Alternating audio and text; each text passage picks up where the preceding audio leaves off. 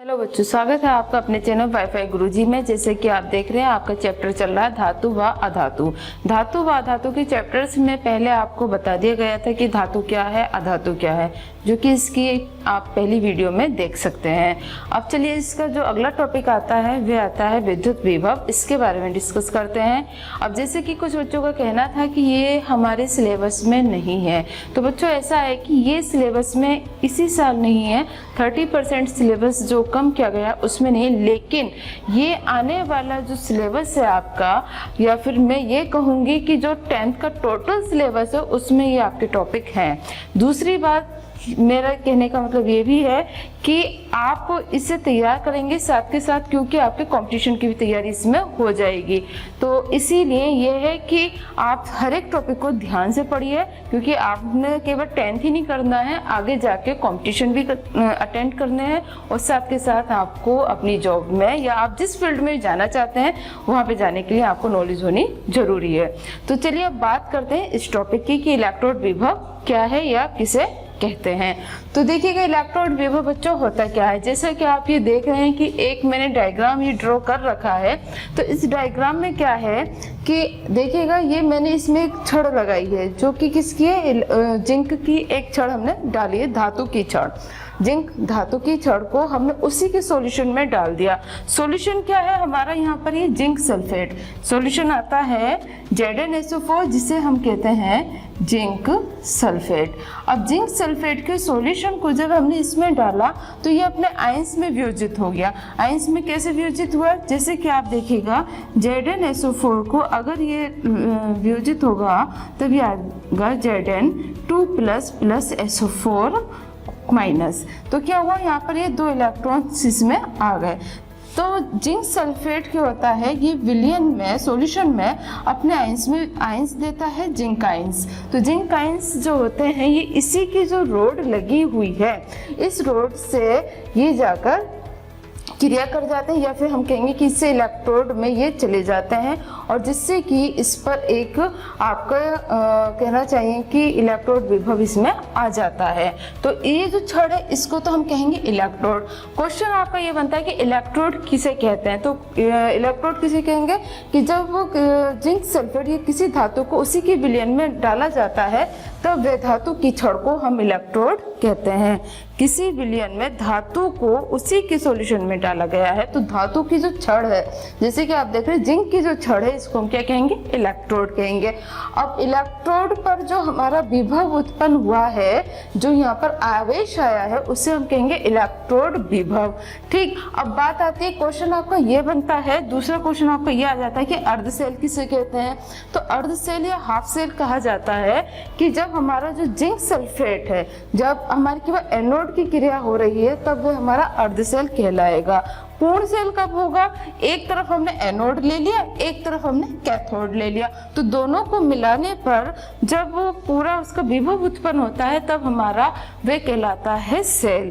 तो क्वेश्चन आपका केवल आपको यही आता है कि अर्धसेल हम किसे कहते हैं। तो अर्धसेल क्या होगा कि किसी धातु की छड़ को उसी के विलयन में डुबोने पर जो इलेक्ट्रोड विभव होता है और उस पर होने वाली क्रिया को हम इलेक्ट्रोड विभव या अर्धसेल कहते हैं। तो ये जो अभिक्रिया होती है ये आपकी ऑक्सीकरण व अपचयन अभिक्रिया होती है। तो यदि आपकी केवल ऑक्सीकरण की क्रिया हो रही है तब वह अर्धसेल कहलाएगी, या फिर आपके क्या चाहिए अपचयन की अभिक्रिया हो रही है तब वह आपकी अर्धसेल कहलाती है। अब इससे रिलेटेड क्वेश्चन तो आपके यही 2 बन गए कि इलेक्ट्रोड विभव क्या होता है और अर्धसेल क्या होता है। अब दूसरा क्वेश्चन जो आपका बनता है बच्चों, वह बनता है कि मानक इलेक्ट्रोड विभव किसे कहते हैं। तो अब बात करते हैं मानक इलेक्ट्रोड विभव। इसमें अब दूसरा जो क्वेश्चन आपका बनता है वह बनता है कि मानक इलेक्ट्रोड किसे कहते हैं। मानक इलेक्ट्रोड बहुत इंपॉर्टेंट क्वेश्चन है, और मानक इलेक्ट्रोड विभव किसे कहा जाता है, या फिर हम ये कहेंगे कि मानक हाइड्रोजन इलेक्ट्रोड क्या होता है। तो मानक इलेक्ट्रोड विभव किसे कहते हैं, मानक इलेक्ट्रोड क्या होता है।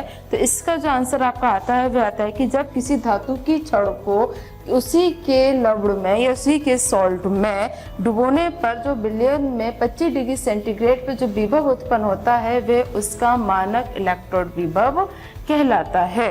मतलब कि उस धातु की छड़ पर जो विभव उत्पन्न हुआ है 25 डिग्री सेंटीग्रेड में, मानक इलेक्ट्रोड विभव में जो आता है 25 डिग्री सेंटीग्रेड, ये इसका टेम्परेचर कांस्टेंट रहता है। तो जो विभव उत्पन्न होगा वह उसका मानक इलेक्ट्रोड विभव कहलाएगा। मानक मतलब कि टेम्परेचर उसका कांस्टेंट उसमें आ गया। अब बात आती है इसमें आपकी कि हाइड्रोजन इलेक्ट्रोड विभव क्या है। तो इसको जो क्वेश्चन का आंसर आपने देना है, एक तो परिभाषा आपकी यही आ गई कि किसी धातु को उसी के लवण में या फिर हम कहेंगे उसी के सॉल्ट में 25 डिग्री सेंटीग्रेड पर डुबोया जाता है, तो उस छड़ पर जो विभव उत्पन्न हुआ है वह उसे मानक इलेक्ट्रोड कहते हैं या मानक इलेक्ट्रोड विभव कहते हैं। उसके बाद आप इसका ये डायग्राम ड्रॉ कर देंगे। ठीक, अब इसके बाद इसमें आपका एग्जाम्पल पूछा जाता है या आपसे क्वेश्चन पूछा जाता है कि मानक हाइड्रोजन इलेक्ट्रोड किसे कहते हैं। क्वेश्चन आपका ये बन जाता है, ये जो इधर आ गया ये आपका क्वेश्चन बन जाता है कि मानक हाइड्रोजन इलेक्ट्रोड किसे कहते हैं। तो इसका जो हम डायग्राम बनाएंगे इस तरीके से बनाएंगे कि ये हमने आपका लिया है, एक इसमें हमने धातु ले ली प्लेटिनम पीटी फॉइल मतलब कि पात्र बर्तन, और इसमें हमने यहाँ से H2 डाला है 1 एटमॉस्फेरिक प्रेशर वायुमंडलीय दाब पर। तब इसमें क्या हुआ, जो हाइड्रोजन है वह अपने आयंस देगा कितने पर, 1 मोलर पर, 1 मोलर सांद्रता पर। तो इसीलिए क्या आएगा, इसका आंसर ये आएगा कि मानक हाइड्रोजन इलेक्ट्रोड में शुद्ध हाइड्रोजन गैस, जो शुद्ध हाइड्रोजन गैस है ये कितने पर है, 1 एटीएम पर। ठीक, शुद्ध हाइड्रोजन गैस 1 एटीएम पर हाइड्रोजन आयन की 1 मोलर सांद्रता, हाइड्रोजन क्योंकि आवेश आ गया तो क्या हो गया, आयन हो गया, हाइड्रोजन आयन की 1 मोलर सांद्रता, m को हम कहते हैं मोलर सांद्रता के बिलियन के संपर्क में होती है, इसके संपर्क में होती है। तथा पीटी जो हमने ये लिया है, इसमें जो छड़ डाली है पीटी, प्लेटिनम का एक पत्र मतलब कि एक फॉइल तथा गैस के संपर्क में रहता है। ये प्लेटिनम और ये हाइड्रोजन इन दोनों के संपर्क में रहता है, तब हम इसे मानक हाइड्रोजन इलेक्ट्रोड कहते हैं, जो कि 25 डिग्री सेंटीग्रेड पर होता है। तो इस तरीके से आप इसका आंसर देते हैं, जो कि बहुत ही ज्यादा इम्पोर्टेंट है, बहुत ज्यादा ये आपका पूछा जाता है। अब चलिए बात करते हैं इसके अगले क्वेश्चन की। तो बच्चों देखिएगा, अगला टॉपिक है आपका विद्युत रासायनिक श्रेणी। ये इम्पोर्टेंट टॉपिक है। इससे पहले मैं ये कहना चाहूंगी कि आप वीडियो को लास्ट तक जरूर देखें, क्योंकि अब जो आने वाले क्वेश्चन इसके इम्पोर्टेंट क्वेश्चन है और बहुत ही शॉर्ट ट्रिक से आपको बताएंगे। और साथ के साथ वीडियो को लाइक करें, सब्सक्राइब करें और बेल आइकन को जरूर दबाएं, जिससे कि आपको टाइम टू टाइम नोटिफिकेशन इसका मिल जाए। और आप वीडियो को लास्ट तक जरूर देखिएगा, ठीक है। चलिएगा बात करते हैं इसके में कि विद्युत रासायनिक श्रेणी क्या होती है। तो बच्चों विद्युत रासायनिक श्रेणी पर आपका क्वेश्चन बनता है कि विद्युत रासायनिक श्रेणी वह श्रेणी है जो कि इलेक्ट्रोड विभव को या मानक इलेक्ट्रोड विभव या अर्ध अभिक्रियाएं जो होती हैं उनके विभव को उनके बढ़ते हुए क्रम में सही प्रकार से व्यवस्थित किया जाता है। इस श्रेणी को हम विद्युत रासायनिक श्रेणी कहते हैं।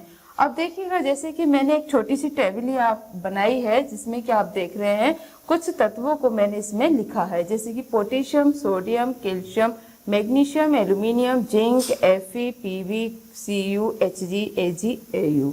ठीक, तो ये जो टेबल है इसमें क्या है कि जो सबसे ज्यादा क्रियाशील तत्व है वह क्या है आपका पोटेशियम, और जो सबसे कम क्रियाशील है धातु है वह आपकी क्या हो गई Au, जिसे हम कहते हैं गोल्ड। तो ये धातु का क्या हो गया घटता हुआ क्रम है, तो घटते हुए क्रम में इसको हमने व्यवस्थित किया है। इस टेबल पर आपके काफी सारे क्वेश्चंस आपके पूछे जाते हैं, जो कि बहुत ज्यादा इम्पोर्टेंट क्वेश्चंस हैं। इसमें जो आपका क्वेश्चन बनता है, क्वेश्चन ये बनेगा कि कॉपर सल्फेट, ठीक, कॉपर सल्फेट का जो रंग होता है, कॉपर जो होता है नीले रंग का होता है। तो क्वेश्चन ये बनेगा कि कॉपर सल्फेट के विलयन में लोहे की छड़, मतलब क्या है, लोहे की छड़ को डालने पर विलयन का रंग नीला जो था वे धीरे धीरे गायब क्यों हो जाता है। ठीक, तो ये बहुत इंपॉर्टेंट क्वेश्चन है आपका। तो इसका आंसर आप कैसे देंगे? इसका आंसर आप देंगे कि जैसे कि आप देख रहे हैं कि यहाँ अगर हम टेबल में देखें तो कॉपर कहाँ है हमारा, यहाँ है, और Fe आपका ये है। तो इसमें क्या है कि हम अगर इसके रिएक्शन बेस पर ही हमको आंसर देना होगा कि कॉपर सल्फेट। क्वेश्चन आपका ये बना था कॉपर सल्फेट में हमने क्या डाला, आयरन डाला, लोहे की छड़ डाल दी, या हम कहेंगे लोहे की कील डाल दी। तो इसे जब हम इसमें डाला तो इसने क्या करा, इसके साथ रिएक्शन की। तो रिएक्शन कब होगी, जब आपका Fe क्या है, कॉपर से अधिक क्रियाशील है। इसमें आप देखेंगे Fe ऊपर है तो Fe इससे अधिक क्रियाशील है, तो इसलिए ये इसके साथ रिएक्शन कर जाएगा, जिससे कि आपका क्या बनाएगा, FeSO4 प्लस, और इसमें क्या निकल जाएगा, कॉपर। तो ये इसके आंसर में आ जाएगा। ठीक, तो इसी के आधार पर आप कह देंगे कि कॉपर सल्फेट के विलयन में लोहे की कील डालने पर इसका रंग इसलिए गायब हो जाता है, क्यों, क्योंकि Fe जो है कॉपर से विद्युत रासायनिक श्रेणी में ऊपर स्थित है, जिसके कारण ये अधिक क्रियाशील है और ये कम क्रियाशील है। तो कम क्रियाशील होने के कारण ये इसे विस्थापित कर देता है, जिससे कि इसका रंग धीरे धीरे गायब हो जाता है। तो इस तरीके से क्वेश्चन का आंसर आप दे देंगे और ये रिएक्शन आप उसमें लिख देंगे। रिएक्शन आप लिखेंगे तो आपको उसके पूरे नंबर आपको मिल जाएंगे। तो इसी तरीके से अब आपका अगला क्वेश्चन बनता है कि यदि कॉपर में हम H2SO4 डालते हैं तो क्या H2SO4 के साथ ही अभिक्रिया होती है? तो अभिक्रिया इसमें नहीं होगी। ये दूसरा जो क्वेश्चन आपका आएगा कि कॉपर में यदि हम H2SO4 डालेंगे तो क्या ये अभिक्रिया होती है? तो इसमें आपका क्या होगा, मतलब कि रिएक्शन तो आपको पूरी दे देंगे ये SO4 प्लस H2, लेकिन ये अभिक्रिया नहीं होगी। क्यों? क्योंकि हाइड्रोजन जो होगा, हाइड्रोजन जो एसिड है ये इसके साथ क्रिया नहीं करता है, तो इसीलिए इसकी अभिक्रिया नहीं होगी। तो इसी तरीके से इसका जो है अब अगला क्वेश्चन देखिएगा, ये कुछ इंपॉर्टेंट क्वेश्चंस मैंने लिखे हैं। ये जो रिएक्शन है यही आपके क्वेश्चंस हैं जो कि आपके एग्जाम में बहुत ज्यादा पूछे जाते हैं, और इन क्वेश्चंस के जो आंसर छिपे हुए हैं वो इस टेबल में छिपे हुए हैं। तो बहुत सिंपल है, क्योंकि ये क्वेश्चन आपका पूरे 4 नंबर का आता है बोर्ड में, और ये एक तरीके से मैं कहूँ तो ये फ्री के नंबर होते हैं। क्यों? क्योंकि आप इस टेबल के आधार पर इसका एकदम से आंसर दे सकते हैं। जैसे कि आपका पहला क्वेश्चन ये आ जाता है कि कॉपर में H2SO4 से क्रिया कराई जाती है, तो क्या ये अभिक्रिया संभव है या नहीं? तो संभव है या नहीं है, इस क्वेश्चन का आपने आंसर देना है। तो आप जैसे कि ये देखेंगे कॉपर हमारा ये यहाँ पर है, तो हाइड्रोजन जो होता है वो कॉपर से ऊपर होता है, तो कॉपर कहाँ हो गया, नीचे आ गया, हाइड्रोजन से कम क्रियाशील में आ गया। और हाइड्रोजन क्या होता है, अपने अम्लों को देता है, तो अम्ल विस्थापित नहीं कर पाएगा। तो इसीलिए इसी आधार पर हम क्या कहेंगे कि ये अभिक्रिया संभव नहीं है। तो इसका आंसर क्या जाएगा, ये अभिक्रिया संभव नहीं है, इट्स नॉट पॉसिबल। तो अब इस तरीके से इसका आंसर हो गया, 4 नंबर आपके पूरे हो गए।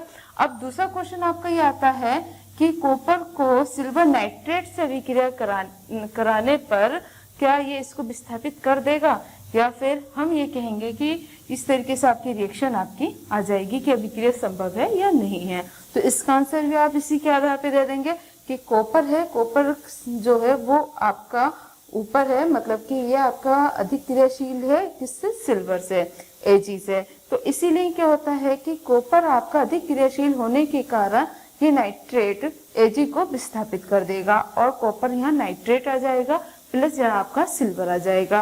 तो ये इसको जब विस्थापित कर रहा है तो इसका मतलब क्या है, ये अभिक्रिया आपकी संभव है और ये अभिक्रिया आपकी हो जाएगी। तो इसको हम इसकी लैंग्वेज में क्या लिखेंगे कि कॉपर सिल्वर से अधिक क्रियाशील होने के कारण सिल्वर को उसके स्थान से विस्थापित कर देता है, जिस कारण ये अभिक्रिया आपकी संभव है। और आगे आप ये रिएक्शन को इसमें दिखा देंगे। अब अगला क्वेश्चन क्या आता है आपका, ये क्वेश्चन बनता है कि जिंक नाइट्रेट की सिल्वर से अभिक्रिया कराने पर क्या अभिक्रिया संभव है या नहीं है। तो वही क्वेश्चन आ गया इसमें क्या होता है, अभिक्रिया पॉसिबल है या नहीं है, तो ये क्वेश्चन आपका बनता है। और रिएक्शन आपको इसमें दिखानी बहुत जरूरी होती है बच्चों, क्योंकि जो आपके नंबर मिलते हैं वो आपके रिएक्शन पर ही अधिकतर मिलते हैं। तो इसके बाद आपका ये आ गया जिंक नाइट्रेट में Ag डालने पर क्या अभिक्रिया होगी या नहीं होगी। तो जिंक नाइट्रेट में अगर हम देखते हैं तो जिंक नाइट्रेट कहाँ है हमारे, इस पोजीशन पर है, और Ag कहाँ है हमारा, यहाँ नीचे है। तो जिंक नाइट्रेट क्या हुआ, बहुत अधिक क्रियाशील हुआ देन कंपेयर टू Ag। तो Ag क्या हुआ हमारा, कम क्रियाशील है। तो इसलिए कम क्रियाशील जो एलिमेंट होते हैं, जो कम क्रियाशील धातु होता है, वो अधिक क्रियाशील धातु को विस्थापित नहीं कर पाता। जैसे कि फॉर एग्जाम्पल कहते हैं ना, जो वीक है वो स्ट्रॉन्ग को नहीं रिप्लेस करेगा, ठीक इसी तरीके से ये क्या हो गया, ये कमजोर है, ये स्ट्रॉन्ग है, तो ये इसको विस्थापित नहीं करेगा। तो इसीलिए हम इसका आंसर क्या दे देंगे कि ये अभिक्रिया संभव नहीं है, या ये अभिक्रिया नहीं होगी। तो इस तरीके से यह संभव नहीं है। तो ये आपकी इसका आंसर ये आ जाएगा। तो इस तरीके से ये 4 नंबर के क्वेश्चंस आते हैं, केवल इस टेबल पर बेस्ड है, और आपको क्या करना है, ये टेबल आपको बस याद करनी है, और इसी के आधार पर आप बता देंगे कि अभिक्रिया होगी या नहीं होगी। तो बच्चों इस तरीके से ये आपका टॉपिक कंप्लीट होता है, विद्युत विभव और धातु व अधातु। धातु व अधातु ये इससे शुरू के जो 2 चैप्टर्स हैं, इसकी वीडियो मैं आपको पहले ही बनाकर दे चुकी हूँ, उससे आप देखिएगा। अगर उसमें कहीं भी कोई भी प्रॉब्लम है तो आप मुझे इंस्टाग्राम पर फॉलो करिएगा, और उस पर आप मेरे से क्वेश्चन भी पूछ सकते हैं, और अपनी जो भी आपकी बात करनी है आपको मेरे से, आप वो भी बात अपनी रख सकते हैं। तो इसी तरीके से बच्चों वीडियो को देखते रहिएगा, और अगला जो टॉपिक है इस चैप्टर का, तो उस टॉपिक को मैं अगले चैप्टर के रूप में आपको बताऊंगी। क्योंकि वो चैप्टर आपका कंपटीशन में काफी आता है। तो इसीलिए हमारे साथ बने रहिए, पढ़ते रहिए और आगे बढ़ते रहिए।